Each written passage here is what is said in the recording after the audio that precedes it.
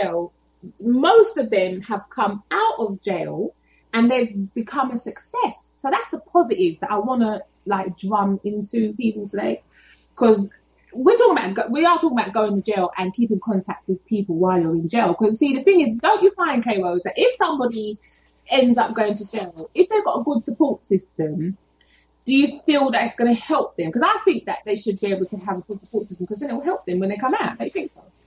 Well, first of all, yes. I mean, in the instances that you're speaking of, if you go in and you are someone who has something that is considered to be a successful career, which most of the people that you mentioned, these are talented people and who have successful recording careers. So part of that makeup for them when you go to jail, unfortunately, the quote streets give you credibility because you were incarcerated, which I don't agree with. But yeah, we're not advocating that today. Right, exactly. Go to jail. We're saying that if you do, unfortunately, or you know someone that ends up going to jail, we're trying to think of the positive, okay, to keep in contact with them if you so choose to while they are incarcerated. That's number one. Right. To keep them to realize that, okay, this is what's going to happen. If you do that foolishness again, you're going back. And next time I may not want to stick around. Because imagine if it's like you've got children and you've got a wife or something. You don't, she ain't going to, she may, but if it was me, I might have to think twice on that. Because why you keep going to jail? Well, and that's an interesting part, because to me, in most of these instances that we're talking about, these are conscious decisions that they made that were not good decisions. Yeah, and we can name a few artists. I mean, okay, people are going to start laughing, but B.I.G. and people like that who, okay, they said it, and he's even said it in his tracks. He said the things that he did was because he was trying to survive. He was trying to feed his daughter. So that's why he did what he did. Right. And from a mentality standpoint, these people, and that's, it doesn't matter what the race is, if they're brought up in an environment, and that environment enables them to make large sums of money and to somewhat stay protected in their community, because if you're in that environment and you're working with a certain set of people, those people also provide protection for you so that you aren't basically in danger. That's the whole gang thing. If you're in the gang is your protection to keep you from being beat up by other people. I don't necessarily like that either. Yeah, they look at it like their family life. But I noticed a lot of these artists, I've heard the stories, and including him, when he said, when they've been asked later on in their interviews, they said, I did certain things because, I've had a disruptive childhood, or I was trying to survive, or I had an absent parent, drugs, gang affiliation, or I was trying, a lot of guys, when they decide they want to go into music, going into the studio is expensive, isn't it? So they're like, okay, if I'm going to do this properly and I need to devote myself to becoming an artist, I need to have the money so that I can be in the studio to do my project. Well, and that's the negative side of it. We talk all the time, you and I, about you being disgusted because you can't see the Empire show. Yeah. That is the basic premise for the beginning of, quote, Empire. The premise is that the female lead on the show worked to earn money in the drug game. Right. And she used that large sum of money to help begin the empire, to start the record label. But you see now, okay, well, I'm not going to, people, listen to me, I'm not condemning, I'm not condoning, because you cannot judge unless you walk in someone's shoes and you can see where they're thinking, okay, well, this is going to help me to get that. See, in a business sense, right, I see her mindset of that. Because she's thinking, okay, I need to make my money. And I need to just do it in one fell swoop so I don't have to be messing with that. Okay, she got clipped when she was doing that. She did get caught. Right. But the point I'm making is the business acumen that she was using to say, okay, I need to do this so that I can do this, so that I can do that. I get that. But again, as I said, I'm not condemning it. I'm not condoning it. So please don't go around planning on robbing no banks. No, that's not going to help you.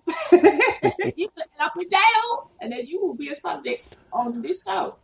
Well, yeah, you'll definitely be a topic because we'll bring it up. And but the thing is, we have choices that we can make, and it may have taken them longer, in this mythical show that we're talking about. It may have taken them longer. And that's the same thing when it comes to even, people like a Jay-Z. Jay-Z didn't get caught, but he was very much involved in that world. Yeah. And that's where Biggie started, Notorious B.I.G. Yeah. He started off in that world, and then he basically used that world because he had another talent. He was able to bring himself out of it. Exactly. But look at what's his name? 50 Cent. He said the same thing. Same thing. I did it. He said, because I wanted to make my money, and then I knew that, okay, say, I don't know, I'm just plucking a figure out of the air. Say you say, okay, I need to make, I don't know, 50 grand, 50,000, whatever it be, dollars or pounds, to set myself up so that I can have my own studio, I can, live and do, so I can start shopping myself around. Whatever the figure is that you say you need, I see why. I mean, I'm going to stress this again. I'm not condoning it and I'm not condemning him, but I see why some men will say, right, I'm going to rob the bank. I'm going to try and take the Queen's money over here in the UK. I'm going to try and take the Queen's money and get whatever it is, 50,000, 100,000, and then I'm out. Those people, I'm thinking, okay, I don't say that's a good thing, but I see why they say, okay, if I try and do it the normal way, I may never get to where I want to be. But if I do it this way, if I don't get caught, then at least I've got the money to set myself up. Then I break out of that world forever. I don't do that again. But the ones that I've got the problem with is the people that tell me, and I've had someone tell me this, I'm not going to say anymore after that, but he said to me, I enjoy doing it. That's when I knew he was an idiot. Well, but again, that's what I would say. but that's part of the other side of this that to me people don't realize that is a true statement that you made. There are people that enjoy doing things that we don't consider to be logical. That's what I knew, because I asked him, I was like, okay, why do you do this? Why do you keep doing this? Because he kept going to jail.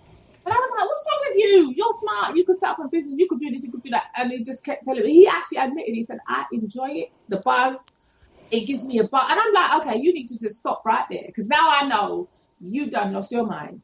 Well, but that means he's a criminal to me. That criminal. He's a criminal and he will stay a criminal. Exactly. Because that's his mindset. I was like, okay, if it was me, God forbid, if I felt the need to go do something that's stupid, I need to make sure that I'm going to get what I'm getting and I'm not planning on doing that again. He was repeatedly going back. And that's when I realized, no, it's not just you're trying to live or get away from a certain specific lifestyle. You actually enjoy the planning and the plotting and the going and the doing. You enjoy it. And that's why I said, no, I ain't messing with you. And that's something where, as we look at things that are happening in communities around the United States where, there are people that are being shot and killed by law enforcement, people by cops, and there are elements of every society, and that's black, brown, yellow, green, pink, whatever color. Pink person. That's one of the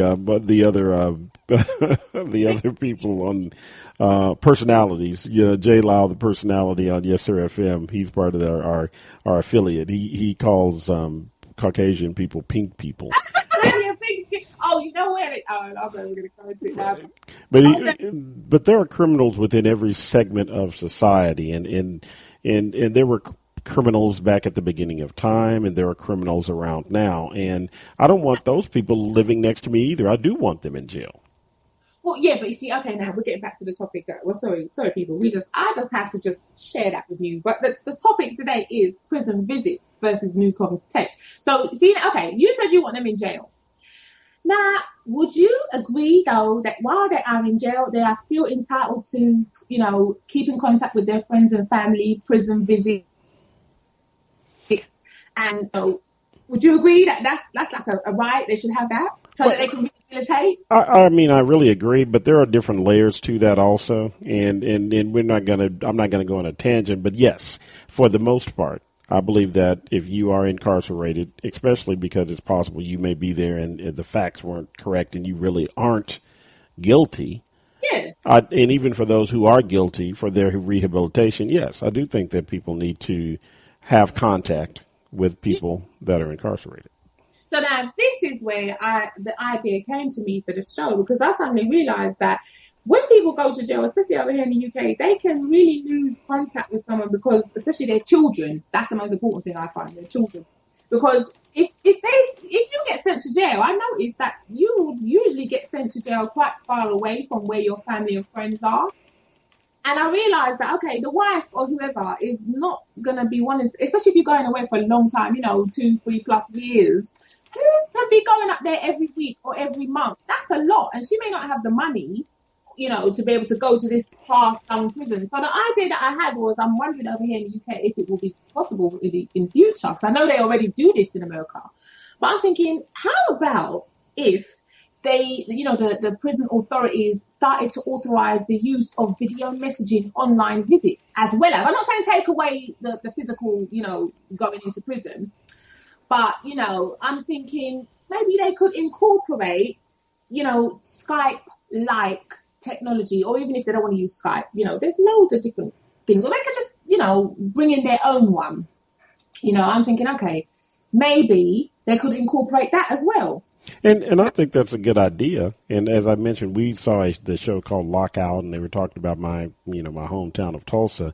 They do the arraignments of the people that are being charged and the people that are being held. The judge is on a closed circuit or a video feed, however you want to call it, and he's talking instead of them transporting them to the judge and then the judge talking to all of them. They do all of that via video now.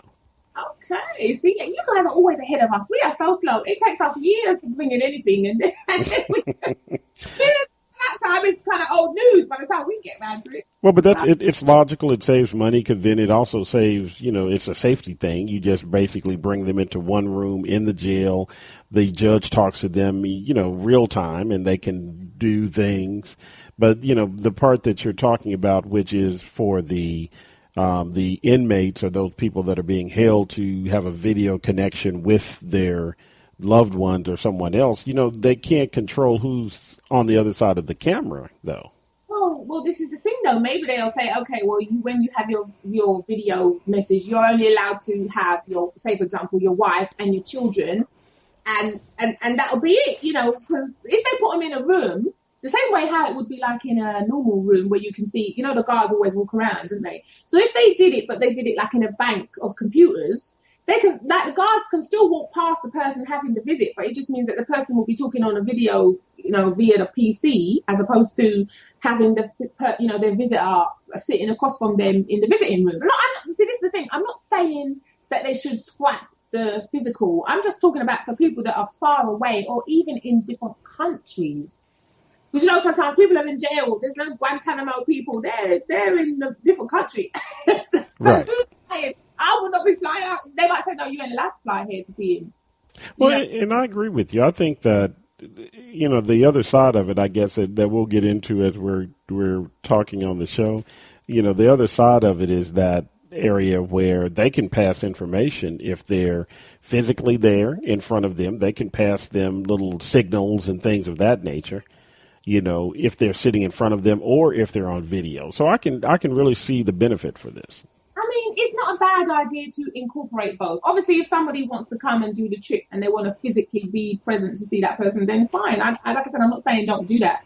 But I'm just thinking of ways, because what happens is if a person doesn't come physically at the moment, they don't get a visit.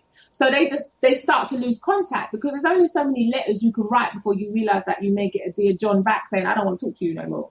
Do you know what I mean? She'd say, okay, well, I'm done, because this trying to visit you in jail business is just not working for me. But at least if he could keep in contact via video, then he could at least be able, if she's going to give him the Dear John, she's going to give him the Dear John. There's no getting away from that. But if she's, at least she can say, okay, well, even if she says, I don't want to be with you no more, but I'm not coming up to the jail, because he's going to be like, well, okay, I need to see my kids. And then she can say, well, okay, well, you just talk to them on the video camera. I will set it up for you when the time comes. You chat to the kids. I'm going to go in the other room. The kids will tell me when you're done. That's it. I don't need to talk to you no more. But at least he gets to keep in contact with the kids, isn't it? Yeah, exactly. And that's something where, again, and this, the interesting part about this, again, one of the more interesting things is that as far as people being incarcerated, I just didn't realize that it was proportionally similar to the United States in the UK. be a smaller country, but trust me, right, the same foolishness that some of us are going through, there's a lot of similarities